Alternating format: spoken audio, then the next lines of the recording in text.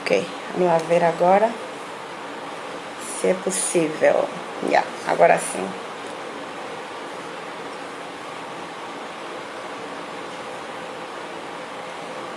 Ok.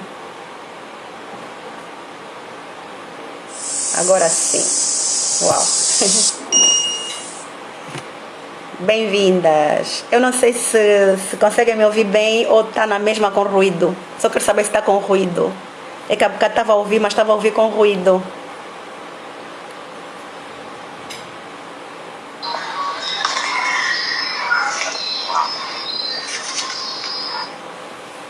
Ok. Não sei se estão a me ouvir. Isso. Olá, pessoal. Queria só saber se estão a ouvir bem ou tem ruído. Eu estava a ouvir com ruído. E agora fiquei sem saber. Ah, melhorou? Graças a Deus. Que bom. Graças a Deus. Ainda continua com ruído. Ok. Não sei se estão a ouvir. Isso. Tá bom. Graças a Deus. Que bom. Acho que houve qualquer coisa, mas já deu para resolver então. O problema do ruído já deu para resolver. Graças a Deus. Isso. Ok. Já encontrei o Pastor Cote. E olha, vamos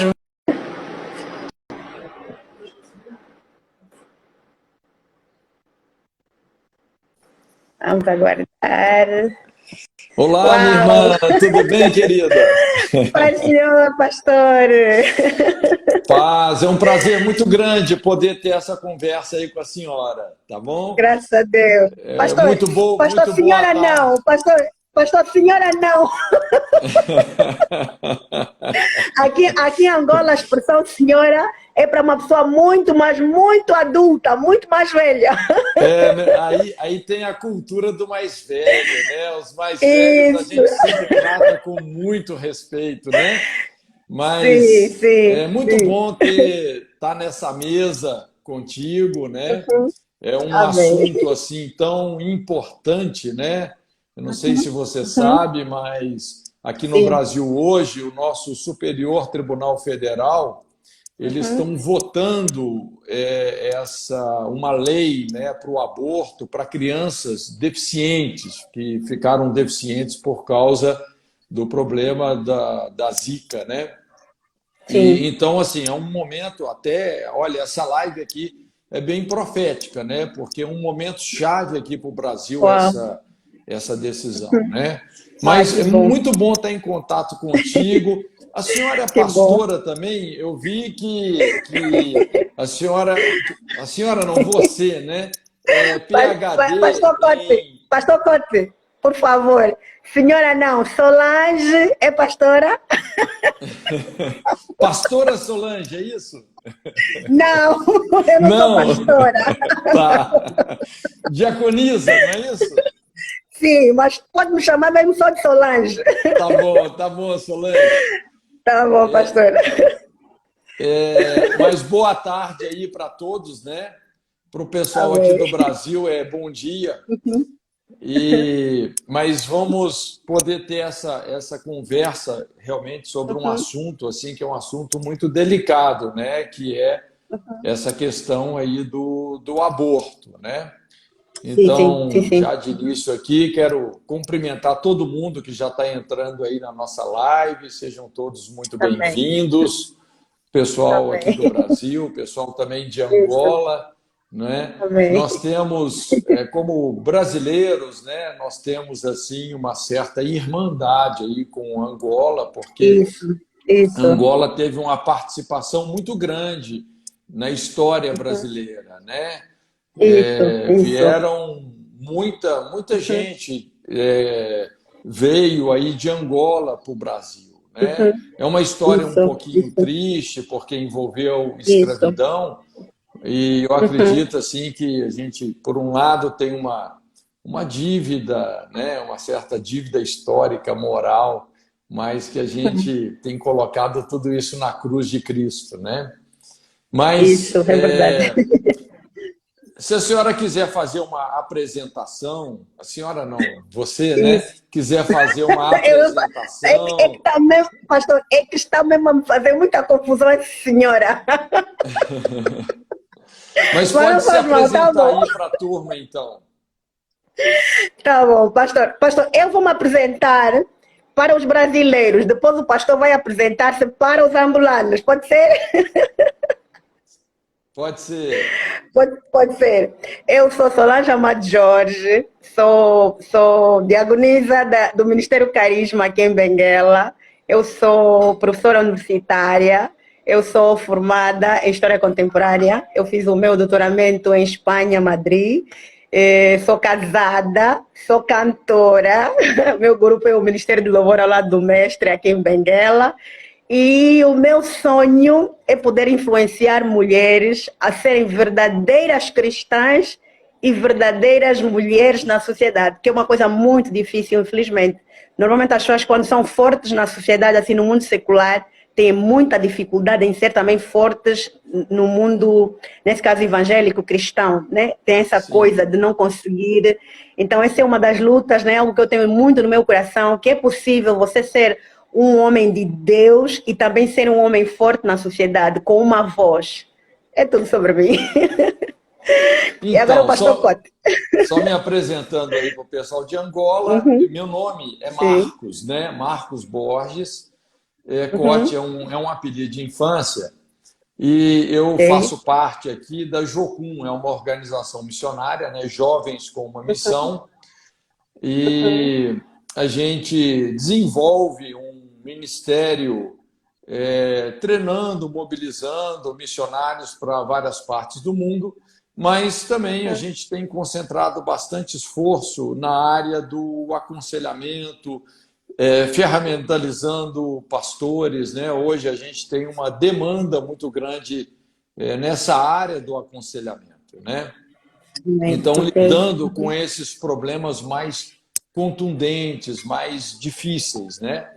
Inclusive, uma questão que a gente lida muito no aconselhamento pastoral é essa questão aí do aborto, né? Isso, Porque a isso. pessoa, quando se envolve diretamente com a prática do aborto voluntário, ela nunca vai sair ilesa disso, né? Isso deixa assim muitas consequências e inclusive é sobre isso aí que vai ser importante a gente pontuar algumas coisas, né? Ok, ok. Pastor, então vamos só fazer uma oração bem rápida, depois o pastor entra e todas as Sim, perguntas no final vão ser feitas. Vamos fazer assim. Pastor, pode então ok, orar? ok. Sim. Pai, nós te agradecemos por essa oportunidade de estarmos aqui nessa live com todas essas pessoas que estão nos assistindo. Invocamos a sua presença, oramos pela liberdade do seu espírito para compartilharmos sobre esse assunto que é tão difícil, que é tão delicado, Senhor, que mexe com dores existenciais de tantas pessoas. Mas obrigado, porque o Senhor é um Deus rico em perdoar, o Senhor é um Deus amoroso, o Senhor sempre tem uma resposta realmente para os nossos dilemas, o Senhor sempre tem um plano para aqueles que saíram do seu plano, que cometeram erros, e por isso nós te louvamos. Então, guia-nos nesse momento, e a Ti, Senhor, nós damos toda a honra e toda a glória, no nome de Jesus. Amém, amém. Amém. Então, olha Pastor, só, amor. vamos tentar caminhar um pouco aqui, né? Fazer uma certa construção. Realmente esse tema do aborto, né, como eu disse, é um tema assim muito delicado. Não é fácil falar sobre essas coisas, né? Principalmente uma pessoa que passou por essa experiência, né, a experiência de abortar um filho. Assim, Solange, eu já ouvi assim centenas de histórias assim, porque no aconselhamento pastoral a gente está interagindo mesmo com os bastidores ali da vida da pessoa. Então as pessoas abrem o coração, rasgam o coração, né, contando experiências assim, né, colocando para fora toda essa dor. E às vezes as pessoas passam por coisas inimagináveis, né? Mulheres que falam assim, puxa vida, de ter visto o filho ser tirado, jogado numa lata de lixo, mulheres que, fazendo o aborto, sofreram estupro de médicos, né? No momento que elas estavam fazendo o aborto, elas foram estupradas. Para quem que ela vai reclamar se, principalmente, elas estavam fazendo isso na ilegalidade? Olha, são histórias assim tão dramáticas que realmente é de partir o coração, não é? Lógico, normalmente o que leva a mulher a fazer um aborto normalmente é o desespero, né? O desespero de enfrentar toda essa realidade de ter que criar uma criança que não foi desejada, né? Mas elas acabam realmente assim fazendo uma decisão que às vezes elas não tinham ideia de como isso ia conspirar contra ela em todos os sentidos, né? Então é um assunto delicado, é um assunto difícil e, na verdade, assim, o que torna esse assunto também muito delicado, porque isso é muito mais frequente do que nós imaginamos. A primeira vez que eu tive assim contato com essa realidade, que eu me despertei para essa realidade, eu estava na Rússia, eu estava ministrando na Rússia, não é? Inclusive fui atender uma senhora lá, e nesse atendimento, nesse aconselhamento com ela, então ela começou a dizer que já tinha feito 3 abortos e tal, mas aquilo para ela era muito natural lá na Rússia, né? Porque a pessoa que estava me traduzindo nesse aconselhamento falou assim, não, Cote, isso aqui na Rússia é normal. Não é? Em média, a mulher russa faz 7 abortos, algumas chegam a 16, 17 abortos, inclusive como é o regime comunista, né, marxista, já era legalizado o aborto, então o governo financiava o aborto para essas mulheres. Era uma coisa legal, normal, que se tornou cultural.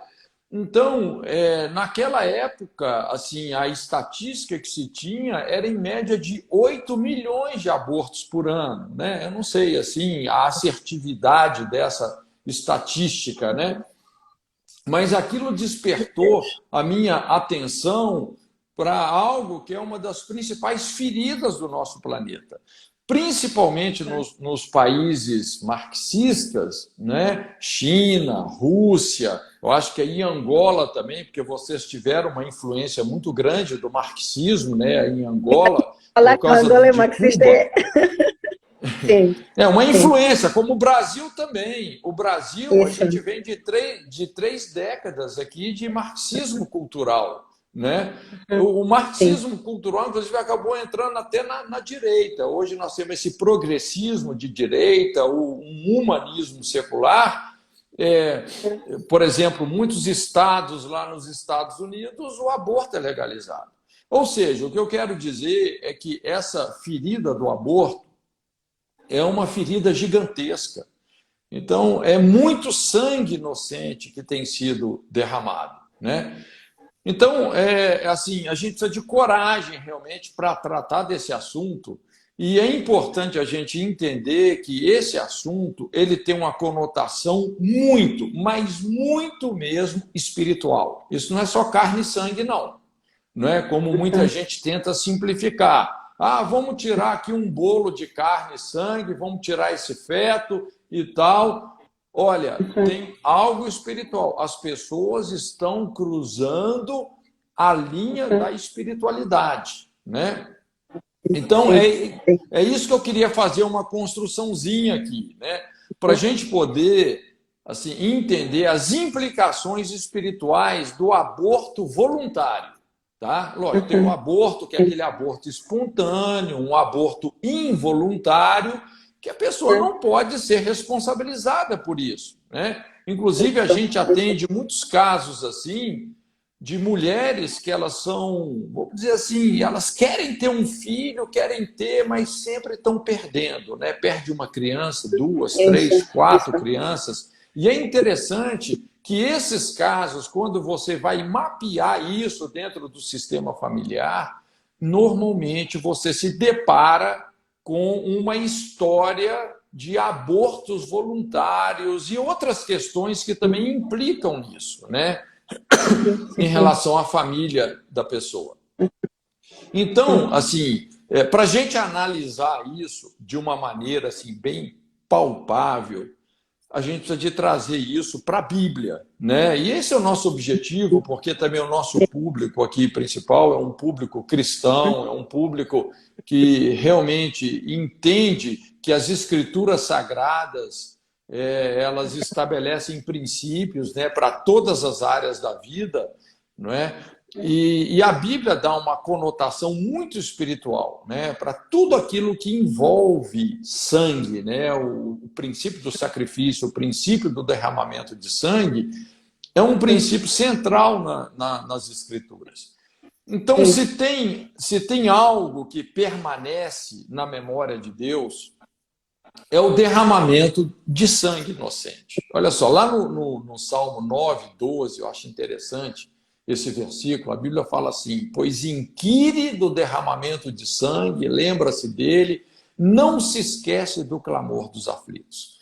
Então aqui o salmista ele está revelando assim, que quando acontece um crime, quando acontece um derramamento de sangue, que espiritualmente isso não vai ser esquecido. Isso vai ser julgado num tribunal. Isso vai para um tribunal. Porque sangue é evidência. Não é? Eu não sei se a senhora lembra lá em Gênesis 4, né, quando aconteceu o primeiro assassinato, né, quando Caim assassinou Abel. Olha como é que Deus aborda Caim, né? Deus chega para Caim e fala assim: o sangue do seu irmão está clamando a mim desde a terra. Então Deus está falando com Caim: olha, Caim, está aqui o acusador, está aqui o promotor de justiça, está aqui no meu tribunal, e ele está mostrando as evidências do seu crime. Porque sangue é DNA, está aqui o DNA. Não é? O que aconteceu? O sangue do seu irmão está clamando. Né? No Salmo 106, tem um texto também muito importante, porque esse salmo é um salmo que retrata muito da história de Israel e confronta as apostasias da nação. Né? Então, olha só, fala assim, lá no Salmo 106, 36, fala assim: serviram aos seus ídolos, que vieram a ser-lhes um laço. Demais disso, sacrificaram os seus filhos e as suas filhas aos demônios. Olha só que coisa forte isso. O que o salmista está dizendo? Sacrificaram os seus filhos e as suas filhas aos demônios, derramaram sangue inocente, o sangue dos seus filhos que sacrificaram aos ídolos de Canaã. Então, aqueles ídolos como Baal, Astarote, Moloque, Milcom, não é? Que são esses ídolos, essas entidades malignas, que são fortemente denunciadas nas Escrituras Sagradas. Né? Então, veja bem que Deus ele não é indiferente a essas práticas. Não é? Então, olha só, o sangue é um elemento vital que liga o mundo físico ao mundo espiritual, aquilo que é transitório, aquilo que é eterno. É importante a gente entender isso. O sangue não é um elemento neutro espiritualmente. Não é? Assim como o sangue de Jesus, né, o sacrifício de Jesus por nós, né, assim como o sangue de Jesus configurou uma aliança espiritual e eterna com Deus, inclusive a nossa salvação se fundamenta nisso. Da mesma forma, quando uma pessoa comete um crime, não é, um assassinato, um aborto, né, derramamento de sangue, então isso vai criar uma conexão do mundo físico com esses espíritos de natureza correspondentes a essa prática que está acontecendo. Não é? Então, os crimes de sangue, eles vão acarretar influências malignas, que vão... essas influências se dão na vida da pessoa, mas não só na vida delas, mas também na descendência. Né? É uma influência geracional também. Então, pastor, mas Sim. Porque a grande questão, né? Aqui, por exemplo, com relação ao aborto, há pessoas que dizem que aborto, verdadeiramente aborto, é quando, por exemplo, a pessoa já tem uns 2 meses, ou seja, aquela ideia de que não abortei uma pessoa, mas abortei simplesmente um feto, porque a vida não começa exatamente a partir desse embrião, né? Então, tem muita gente que tenta justificar-se no sentido, mas também neste sentido da definição do próprio início da vida. Biologicamente, a vida começa na concepção, né? Porque ali, a partir do momento que houve a concepção, quer dizer, você já tem um espírito ali. Tem um espírito, que eu falei, a vida, ela não é só assim o embrião orgânico, é um espírito, é um sopro de Deus que começa na concepção. Então eu vejo dessa forma, né? Começa aí na concepção. Mas olha só continuando aqui, né? Então é importante a gente entender essa dinâmica aí de como o mundo espiritual funciona, né? Do derramamento de sangue, porque o aborto envolve isso, né? Um derramamento de sangue. Por isso que a gente encara o aborto realmente como sendo um crime, né? O aborto é o mais hediondo crime exatamente porque é o assassinato do próprio filho. A pessoa que nós deveríamos expressar os mais elevados níveis de aceitação, proteção, respeito, não é? E é por isso que é tão traumático, né? Quando as pessoas se envolvem diretamente com o aborto, assim, as consequências são tão severas, né? Então é muito importante a gente entender como o mundo espiritual funciona, né? A partir dessa perspectiva. O aborto é um derramamento de sangue inocente, sangue é um crédito de injustiça, é uma moeda espiritual, vamos dizer, isso vai monetizar demônios, o acusador, isso vai respaldar espiritualmente prisões, castigos de morte. É por isso que, às vezes, pessoas que passaram por uma experiência de abortar, realmente elas precisam de uma libertação, né? Precisam, é o que eu disse, a gente atende muitas pessoas no Ministério da Libertação, pessoas que se envolveram com a prática de aborto. Eu sei que algumas coisas que eu estou falando aqui, elas são um pouco chocantes, né? E, honestamente, o meu alvo, às vezes, é chocar as pessoas, né? E chocar elas com a verdade. Porque, às vezes, as pessoas elas não entendem muito bem como essa realidade funciona, porque elas não estão acostumadas a lidar com os verdadeiros bastidores disso. Inclusive, assim, uma das coisas que mais alavancou a indústria psiquiátrica no mundo é a prática do aborto. É impressionante, assim, a quantidade de pessoas, né, que a partir de uma experiência traumática, porque sempre é traumático, né? Por mais que as pessoas tentem pintar isso como uma coisa assim normal, por exemplo, lá nos Estados Unidos, às vezes as meninas, as adolescentes, elas estão assistindo um filmezinho, como abortar e tal, como fazer tudo direitinho, como se fosse a coisa mais normal do mundo. Até o dia que essa menina passa pela experiência de assassinar o próprio filho. E a vida dela aí nunca mais é a mesma. Então, muita gente hoje que começa a viver, né, de psicotrópicos, né, de tratamentos psiquiátricos terríveis, né? Então, atualmente, né, porque quando a gente vê essa prática, como eu disse, a Bíblia até identifica uma entidade maligna, né? Uma das entidades que Deus mais denuncia na Bíblia é Moloque. Não é? Que era essa entidade que, vamos dizer assim, para abençoar a família, requeria da família um ente querido, um filho. Não é? Então, aquelas famílias que sacrificavam um de seus filhos a Moloque, supostamente eles iam ter uma prosperidade maior. Né? Olha que coisa terrível, que distorção. Né? Que distorção. Então, Satanás é muito versátil. atualmente, o principal altar de Moloque tem sido o ventre das mães que abortam, né? A guerra está aí, é uma guerra que está acontecendo principalmente no ventre da mulher. E aí que muita gente hoje está amarrada com problemas espirituais, perturbações espirituais seríssimas. Inclusive, aqui tem uma linha fina que separa a espiritualidade da ciência, a fé da ciência, né? Mas já é científico, inclusive, porque a realidade espiritual ela pode ser observada cientificamente também, né?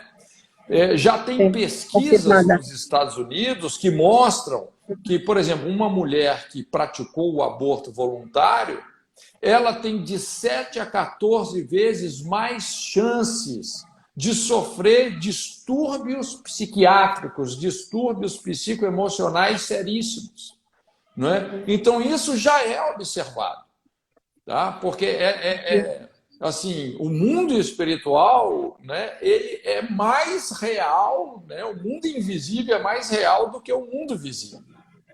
Isso. Então, eu acho que vale a pena, assim, eu alistei aqui, assim, lógico, a gente está resumindo, porque essa conversa sobre aborto é uma aula bem longa, né? Uma conversa bem longa, tem toda essa fundamentação espiritual, esse princípio. Todo aborto é uma aliança, é um pacto espiritual com um espírito de morte.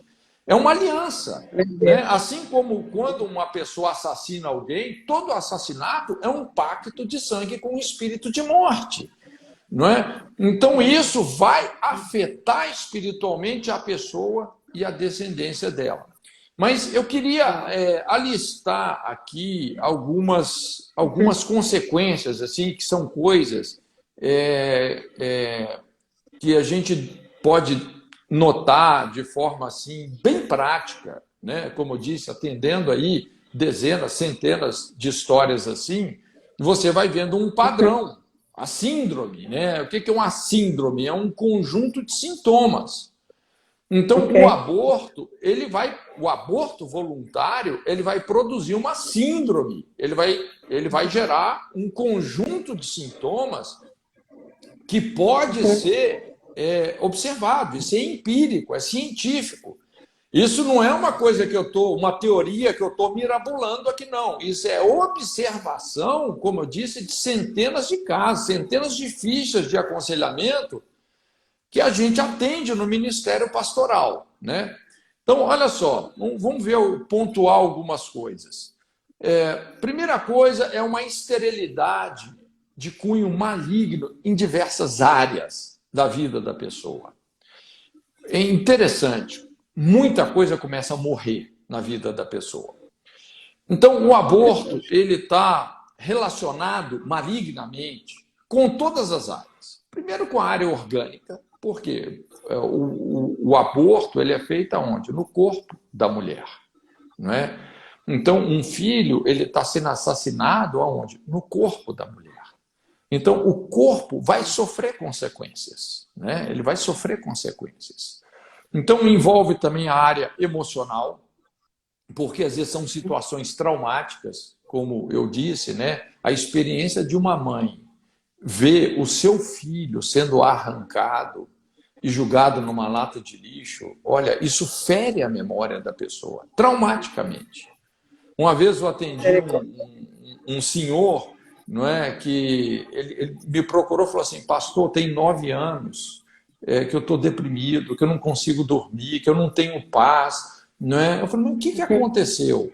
E ele começou a me contar uma história assim, né, de um aborto. Já tinham lá 2 filhos, a esposa engravidou, eles não tinham, entre aspas, condição financeira para assumir aquele filho, chamaram uma enfermeira que eles conheciam, né, para fazer o aborto em casa, e num certo momento que essa enfermeira tira o feto da esposa e chama ele e fala assim, fulano, joga lá no vaso, né, no vaso sanitário e dá descarga.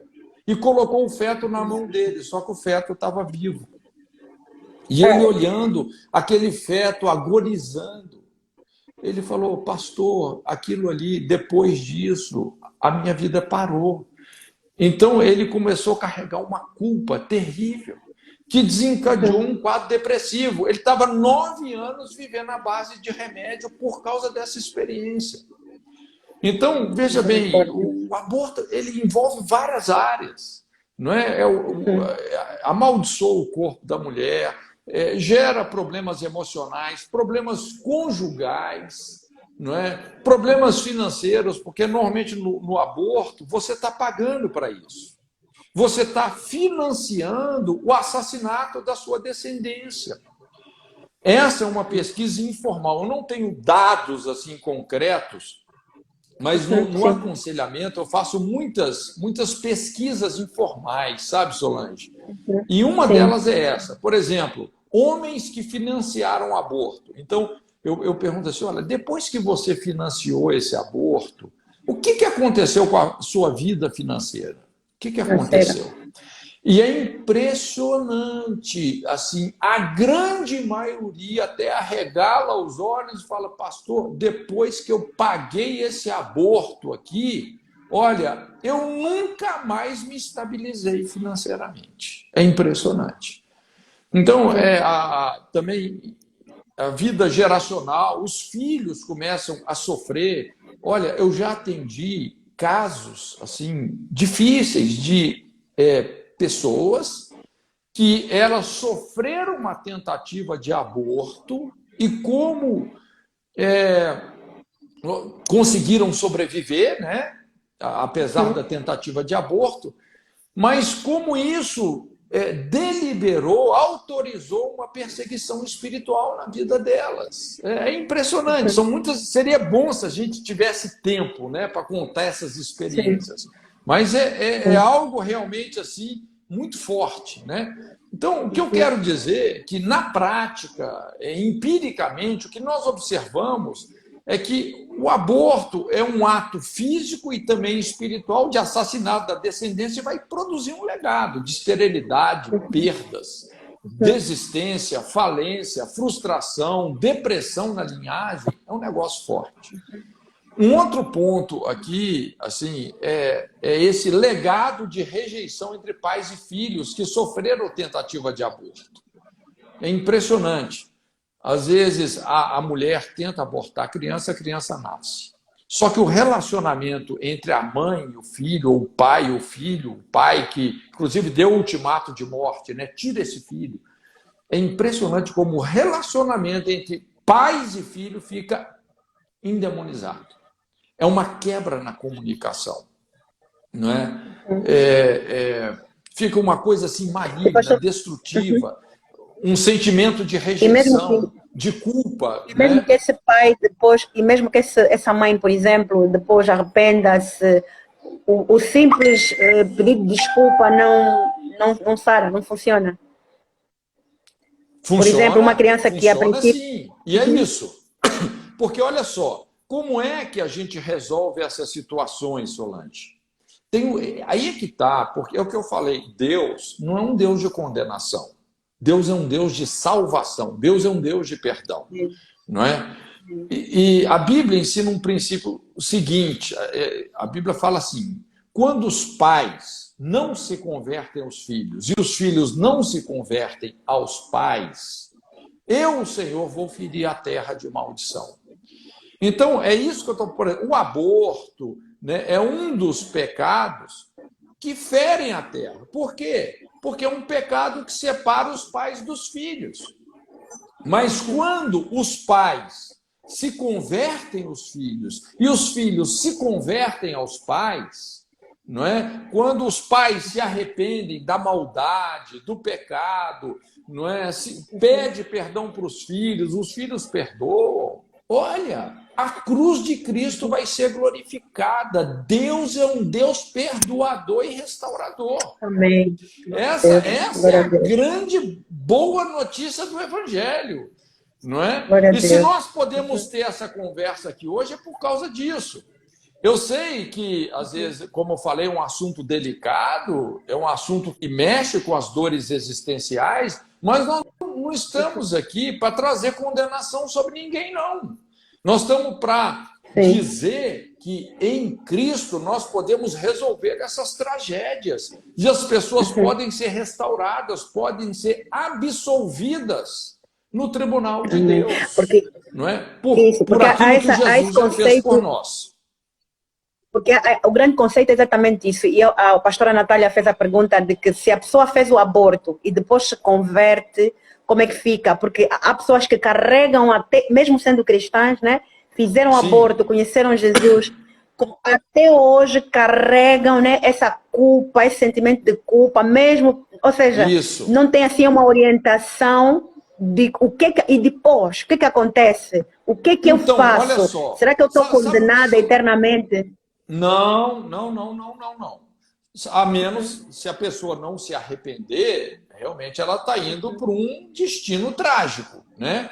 Mas aqui é que está uma coisa muito delicada, viu, Solange? Assim, muito importante da gente entender. Quando uma mulher, por exemplo, que fez um aborto, né? Essa mulher se arrepende, né? Fala, Senhor, me perdoa, eu me arrependo, nunca mais eu vou fazer isso. Ela se arrependeu. Deus perdoa ela. Deus perdoa. Agora, Amém. sabe qual que é o problema? Que apesar de Deus perdoar a pessoa, às vezes a própria pessoa não se perdoa. A pessoa não se perdoa. Entendeu? Eu contei essa situação aí, bem rápida, desse rapaz, né, que a mulher colocou lá o filho dele na mão e mandou ele dar descarga. Ele falou assim, eu já pedi perdão para Deus 1000 vezes. Não é? 1000 vezes. Então eu falei com ele, olha, desde a primeira vez que você pediu perdão para Deus, ele te perdoou. O problema não é que Deus não te perdoou, o problema é que você não se perdoou. Você está querendo ser mais justo do que Deus. Você está querendo ser mais justo do que Deus. E se Deus, que é o Deus Todo-Poderoso, que vai julgar vivos e mortos, se Ele já nos perdoou, quem somos nós para não nos perdoarmos? Mas o aborto, ele traz uma culpa que é tão assim corrosiva, que é tão destrutiva, que a tendência é essa. A pessoa, ela não consegue perceber o perdão de Deus e fica se culpando, se culpando, se culpando. Então, o problema não é Deus, o problema é ela. Porque a experiência traumática, né, essa experiência traumática do aborto, olha, assim, é devastador, é devastador. A maioria das pessoas, inclusive, elas nem conseguem falar sobre isso. Eu me lembro uma vez, eu estava atendendo uma psicóloga, veja bem, essa mulher era uma psicóloga. E normalmente a gente trabalha no aconselhamento, tem ali algumas pessoas maduras que ficam como intercessores, né? Mas era tão difícil para ela que ela pediu para todo mundo sair. Não. E a dificuldade dela tirar essa mordaça, né? A lei da mordaça. Então, desde que ela fez aquele aborto, olha, isso destruiu a vida dela por dentro, mas é interessante, quando as pessoas tiram essa mordaça e falam, não é? É impressionante a libertação que vem. Tem uma lei, que inclusive, que liga a fé e ciência, que fala assim, quando você cala, o corpo fala. Quando você fala, o corpo sara. Então, a importância da pessoa falar. Né? Da pessoa tirar essa mordaça. Não é? E quando a pessoa fala, isso ajuda ela realmente a receber o perdão de Deus, isso purifica a nossa consciência das obras mortas, né? Então, assim, veja bem, nós estamos abrindo aqui uma janela enorme de esperança, não é? Amém. Deus tem um plano para quem saiu do plano. Mas é importante as pessoas entenderem essa síndrome, esse conjunto de consequências. essas consequências, né? Então, por exemplo, a gente vê também um legado aí de abortos involuntários. É interessante como muitos abortos involuntários estão calçados numa perseguição espiritual por causa dos abortos voluntários na linhagem da pessoa. Isso é observação. Enfermidades físicas. de natureza espiritual, né? Às vezes, eu já atendi casos de mulheres que tinham problemas menstruais crônicos, tumores, dores, enfermidades constantes, enfermidades anormais, estranhas, às vezes até sem diagnóstico médico, não é? Eu não estou dizendo que por exemplo, todo problema menstrual é por causa de aborto, de forma nenhuma. Mas tem situações que sim, né? Como nós falamos também, a bancarrota financeira, né? Porque o aborto demanda financiamento. Aqui no Brasil mesmo, uma das conclusões que eu já cheguei, que uma das coisas que mais explicam a bancarrota financeira do brasileiro é o financiamento do aborto. É impressionante, assim, a pessoa financia o assassinato de um filho. Rapaz, olha, a vida financeira dele foi para o altar de Moloque, foi para o altar desse espírito que é o Deus da morte, não é? Também a gente observa bloqueios conjugais, caracterizados principalmente por frigidez sexual. Eu já atendi vários casos de frigidez sexual que a raiz, quando você vai mapeando, onde começou essa frigidez sexual? Começou no aborto, não é? No aborto. Quando decidiram fazer um aborto, vamos abortar esse filho, não é? Ou até antes, às vezes começou antes do casamento, lá no noivado. Às vezes eu atendi veja bem, um casal de pastores, não é? Eles eram pastores de uma igreja assim grande, quer dizer, uma igreja com muitos pastores. Eles eram um dos pastores lá, eram noivos, não é? Começaram a ter esse problema de fornicação, ela engravidou. E como é que eles iam contar para a igreja toda que a noiva de um dos pastores estava grávida? Bom, encurtando a história, eles fizeram um aborto. Entende? Olha, depois disso, a vida sexual dela nunca mais funcionou. Eles se casaram, então, mas a vida sexual nunca mais funcionou. Não é? Ela estava morrendo emocionalmente, morrendo espiritualmente. Olha, aquilo foi devastador, né?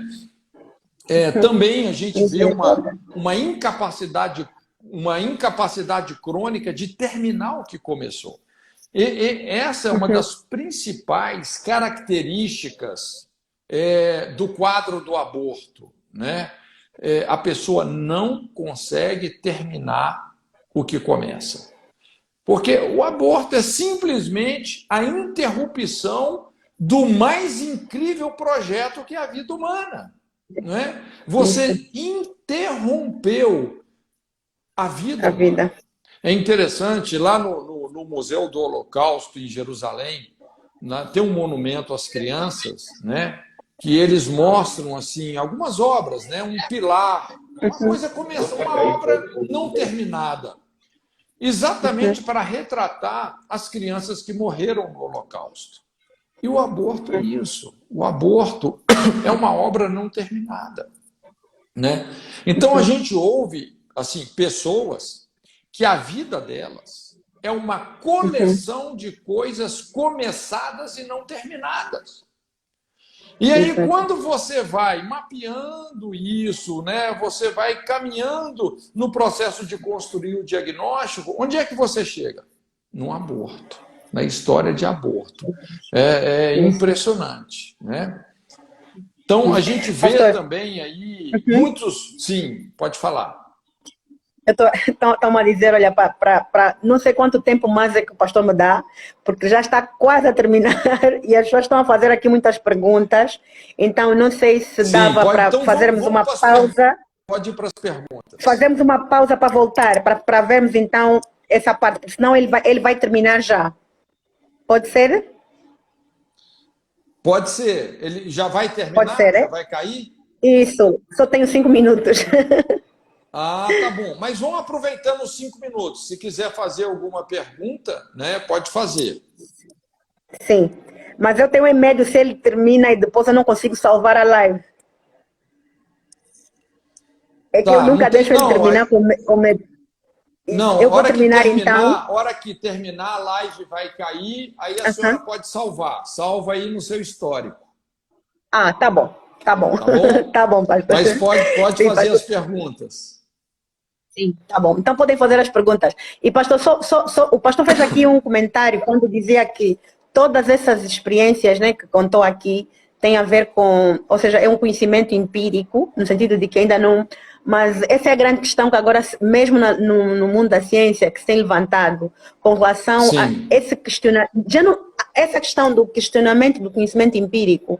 Nós hoje vemos que, por exemplo, eu sou professora de história, e nós, sim, nessa cadeira, nós nos deparamos muito com essa questão, no sentido de que os fenômenos, os factos e acontecimentos históricos não podem ser colocados no laboratório. Então, nós temos que encontrar outros métodos, né, considerados científicos, para poder, então, chegar à veracidade dos factos. E eu penso sim. que não há forma, o pastor tem essas pesquisas e através dos depoimentos, porque a história trabalha com depoimentos Isso, também, é que isso. chega-se a conclusões. Eu acredito que nós cristãos temos que começar a pegar também as ferramentas desses testemunhos, desses que vamos considerar mesmo como provas, né? Provas de Sim, pessoas oculares que viveram, e quando nós reunirmos um número grande de pessoas que podem confirmar, então nós podemos chegar mesmo a uma conclusão de que isso funciona e acontece por causa disso. Ou seja, não posso, porque há coisas, né? Podemos assim dizer, conhecimentos que eu não posso simplesmente sujeitá-los àquilo que a ciência me obriga a sujeitá-los. Então, eu sim. penso que a igreja tem um papel fundamental no sentido de começar a trazer essas verdades, principalmente porque até os próprios cientistas sabem que há muita coisa que eles veem, que acreditam, mas eles não podem provar.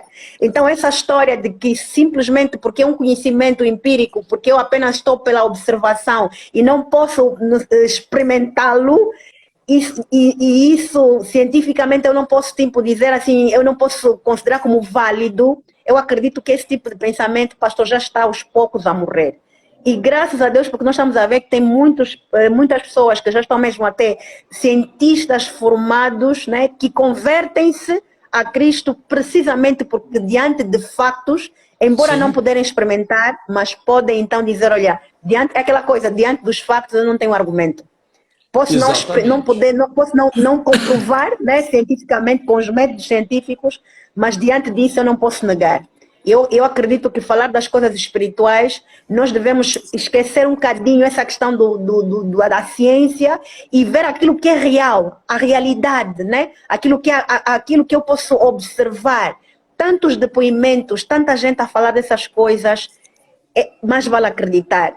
E se um dia for possível provar, que seja, mas enquanto isso eu não vou viver tipo de uma forma banal, simplesmente porque a ciência não comprovou. Tem os factos, o Sim. pastor está a contar de pessoas que têm vivido e têm experimentado todas essas consequências por causa dessa prática. Sim, é importante a gente entender que é científico a gente questionar a ciência. Porque a Isso. ciência, ela está sempre se aprimorando, entendeu? E ela se aprimora muito por esses experimentos, onde você Isso. se propõe a ter uma amostragem significativa, fazer uma observação, tirar conclusões de Isso. situações verdadeiras e que te Uhum. permite observar princípios, chegar assim na formulação de leis, inclusive, né? É lógico que às vezes a pessoa fez uma observação que ela está enxergando talvez apenas um ângulo daquilo ali, e tem outros ângulos que depois vão sendo descobertos, né? Amém. Mas Uhum. o bom do aconselhamento, porque no aconselhamento, né, lidando com as questões humanas, espirituais, psicológicas, né, e inclusive essas situações eu analiso as questões sobre a questão do pneumo comportamental, porque é a Uhum. influência do mundo espiritual no Do espírito. comportamento humano. Isso. Tem as questões Uhum. também que são psicossomáticas, vamos dizer que Isso. já é científico, como Uhum. Sim. que uma determinada situação psicoemocional pode aflorar organicamente, mas tem as questões pneumosomáticas, que são situações espirituais, não só psicoemocionais, mas espirituais que afloram organicamente. Como a história daquela mulher, lá em Lucas, no capítulo 13, que tinha um espírito de enfermidade e ela se tornou uma pessoa encurvada, ela tinha uma deformação ortopédica, não é? Encurvada, não podia se endireitar. O problema ali não era científico. O diagnóstico que Jesus deu para ela é que ela tinha um espírito de enfermidade. E quem fala isso é Lucas, um médico. Então, Lucas, ele tinha o discernimento das coisas orgânicas, vamos dizer, mas ele tinha o discernimento das coisas espirituais também. Então, no aconselhamento, a gente tem essa oportunidade, por exemplo, não é só lidar com o teórico, né? Ficar teorizando as coisas. Tem gente que é muito bom na teoria, né? Ou na teologia do aconselhamento, o cientifismo da coisa.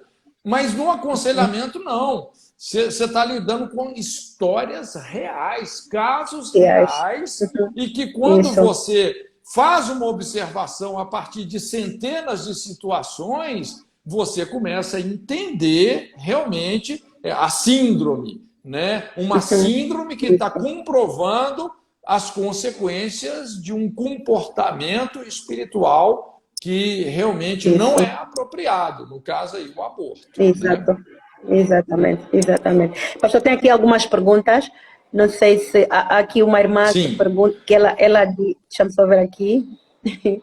Aqui alguém está falando de um livro. Pastor, podia falar um bocadinho da EFOL? Porque a EFOL, nós temos a EFOL aqui pela segunda vez em Benguela.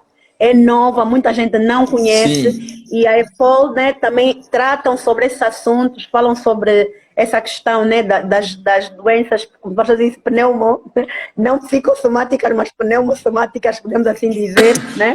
Pneumocomportamentais, pneumossomáticas, né? Que é exatamente essa interação do mundo espiritual com o mundo físico, né? Todas as coisas são integradas. E Deus é soberano sobre todas elas. Deus não é só senhor do mundo físico, ele é senhor do mundo espiritual também. E esses mundos conversam, né? Então, na EFOL, realmente é uma escola onde a gente não só ferramentaliza pastores, mas também procura ajudar as pessoas dentro dessas questões espirituais, emocionais, não é? Então, e a gente entra nas principais feridas da sociedade. Então, é um curso que vale a pena. Quem puder, vale a pena fazer. Inclusive, aí em Angola, né, ele está acontecendo em videoaulas em várias regiões, vários lugares do país. E nós, africanos, temos muito esses problemas espirituais, pastor. Aqui existe muito essa questão do crente é crente, mas tem um medo terrível do mundo espiritual, que é uma coisa incrível. A pessoa vê da mesma forma como vai-se à igreja, é da mesma forma como vai-se à casa do ocultismo. Da mesma forma, essa ideia de proteção de Deus, dessas coisas, é uma coisa que os pastores têm que estar sempre a lutar e a ensinar todos os dias que Deus é aquele que nos protege, é aquele que está conosco, porque é muito forte. Há aqui uma doença, por exemplo, que eles chamam de tala, que a pessoa, de repente, onde toca, aquilo inflama e os médicos nunca conseguem resolver. Então, e você vê, às vezes é uma coisa espiritual, né? Você vê, aqui pastor, em Banderia, espiritual, em Angola, espiritual. Aqui em Banderia, isso se tornou cultural, né? Faz parte da cultura, inclusive até da medicina, da medicina da nação. Né? Na época da guerra, eu estive em Angola, as pessoas adoeciam, elas não iam no médico, iam no quimbandeiro, né? Então isso se tornou uma coisa assim muito cultural. E às vezes a pessoa, sem perceber, por causa da ignorância espiritual, ela se envolve com esses espíritos que são malignos mesmo, são espíritos demoníacos. Aqui em Angola, o aborto é crime. É penalizado mesmo, é crime. Mas o ano passado eles tiveram que revogar essa lei porque houve um grupo, umas mulheres, umas feministas que queriam que isso fosse legalizado. É praticado, mas de forma clandestina. E nós vimos que houve pessoas que saíram às ruas a dizer que sim, sim. E o triste era ver a posição dos crentes. Os crentes têm aquela tendência de dizer não, né? Porque a Bíblia fala não matarás, a Bíblia é pró-vida, mas não tem assim, tipo, para além da Bíblia, é isso que eu digo, a Bíblia quando diz não, não diz não só por dizer, a Bíblia diz não, mas ela te preserva de muita coisa. Então, preservar dessas tais consequências é que muitas vezes nós como cristãos nós não conhecemos. Nós não sabemos quais são as consequências, não só físicas, mas também espirituais, que essa prática pode acarretar. Isso, veja bem, essa aqui é a questão. Toda lei é protetiva, né? A lei, ela não é negativa, ela é protetiva, é uma salvaguarda para o indivíduo e para os relacionamentos humanos. Porque quando você sai dos limites estabelecidos pela lei, você está colocando o seu pé num território cujo dono é o diabo. E o salário do pecado é a morte. Não tem jeito. As consequências vão vir. Escolhas têm consequências. E Deus não nos tem como um pobre coitado incapaz de arcar com as consequências das nossas escolhas. Não é? Então, agora Deus é didático. Você vai sofrer uma consequência, né, uma maldição que te ajuda o quê? A aprender a obediência. A gente aprende pela dor, acaba aprendendo pelo sofrimento, não é? Mas por isso que quem obedece o mandamento vive, né? Jesus falou, se você está dentro dos limites que Deus colocou, você vai experimentar favor, graça e vida, né? Amém. Pastor, então vamos lá ver se eu tenho aqui. Alguém tem aqui uma pergunta que eu já me perdi. Andei aqui perdida com as perguntas. Eu acho que uma delas é aquela de a pessoa. Alguém está me a perguntar se basta mesmo só pedir perdão e acabou. Não, veja bem, é bom, a Bíblia fala assim, confessai as vossas culpas e vergonhas uns aos outros e orai uns pelos outros para que sejam curados. Quando você pede perdão a Deus, Deus te perdoou.